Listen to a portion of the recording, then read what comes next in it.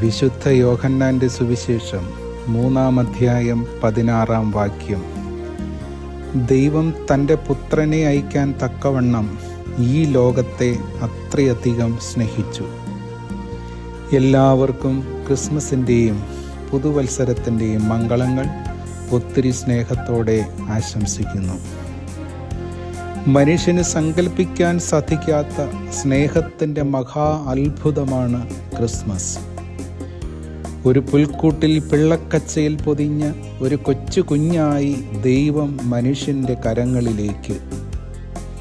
ആ കുഞ്ഞിക്കരങ്ങളിൽ ലോകത്തിൻ്റെ മുഴുവനും രക്ഷയുണ്ട്. ദൈവം ഞാനും നീയുമായി മാറിയ സ്നേഹത്തിൻ്റെ ഓർമ്മയാണ് ക്രിസ്തുമസ്. ദൈവത്തിന് മനുഷ്യരൂപമാണെന്ന് നാം തിരിച്ചറിഞ്ഞത് ക്രിസ്തുവിലൂടെയാണ്. ഏദൻ തോട്ടത്തിൽ കളഞ്ഞുപോയ നന്മ നസ്രത്തിൽ ദൈവം പുനഃസ്ഥാപിക്കുകയായിരുന്നു. പുൽക്കൂട്ടിൽ പിറന്ന യേശു നമ്മെ പഠിപ്പിക്കുന്ന ഒരു യാഥാർത്ഥ്യമുണ്ട്. അവൻ നമ്മുടെ കൂടെ നടക്കാനും വഴിതെളിക്കാനും അവതരിച്ചവനാണ്. വാഗ്ദത്ത നാട്ടിലേക്ക് നാം പ്രവേശിക്കുന്നതുവരെ അവൻ നമ്മുടെ കൂടെയുണ്ട്. അവൻ ഇമ്മാനുവേൽ ആണ്. എപ്പോഴും കൂടെയുണ്ടായിരുന്നെങ്കിൽ, എപ്പോഴും കാണാൻ കഴിഞ്ഞിരുന്നെങ്കിൽ, എപ്പോഴും കേൾക്കാൻ കഴിഞ്ഞിരുന്നെങ്കിൽ, അങ്ങനെ ഓർക്കാൻ ആരെയെങ്കിലും നാം ആത്മാർത്ഥമായിട്ട് സ്നേഹിച്ചിട്ടുണ്ടോ? സ്നേഹിക്കുന്നവർ 2 തരമുണ്ട്.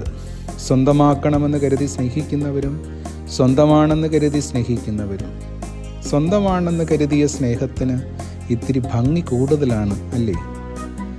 ജോസഫ് മറിയത്തെ ചേർത്ത് പിടിച്ചതുപോലെ മറ്റുള്ളവരെ സ്വന്തമാണെന്ന് ഓർത്ത് നമുക്ക് ഈ ക്രിസ്മസ് കാലത്ത് ചേർത്ത് പിടിക്കാം. എഴുത്തുകാരനായ പൂന്താനം പറയുന്നത് പോലെ, എൻ്റെ മനസ്സിൽ ഉണ്ണിക്കണ്ണൻ കളിക്കുമ്പോൾ എന്തിനാണ് വേറൊരു ഉണ്ണി?